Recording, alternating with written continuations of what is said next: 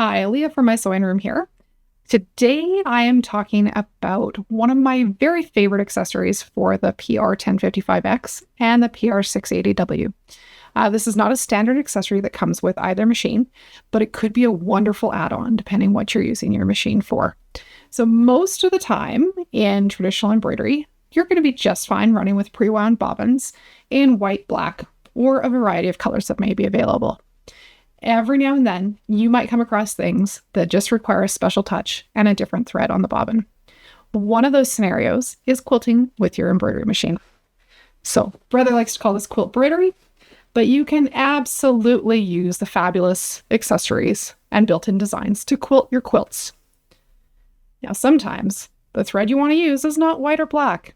The back of this quilt, so much cuter with a variegated thread. So, bobbin winder is going to be your best friend to get variegated bobbin thread or a variety of other threads available. The bobbin winder comes in a small box and easy to miss it if it came with a previous machine that you have. Bobbin winders are not very many pieces, so assembly is not going to take us very long. There's the main bobbin winder unit, which has the motor to churn. There's the power cord and power adapter.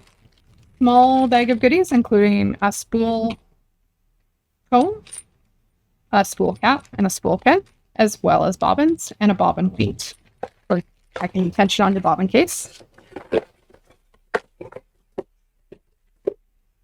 And an aerial thread mast. Aerial thread mast goes in the top of the larger part, and the spool pin goes in the smaller hole. Power goes into the power adapter, and there's input for power on the right hand side. Now that our bobbin winder is assembled, we're ready to wind our first bobbin. Let me tell you, this is so easy.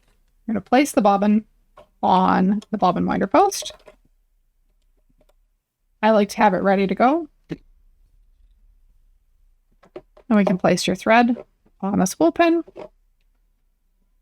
We're going to be entering the first thread guide on the aerial from back to front, looping clockwise around the tensioner, going from front to back on the second thread guide. And when you come down to the bobbin, you'll be wrapping the thread around clockwise. And depending how slippery your thread is, you might need to wrap 6 to 10 times around. And then on the gray plate that the bobbin is sitting next to, there are 2 small slits, each with a blade inside. You can pull your thread and cut a tail. You'll engage your bobbin winder, shut off. This will automatically stop winding the bobbin when the bobbin is full, and you can press the start button.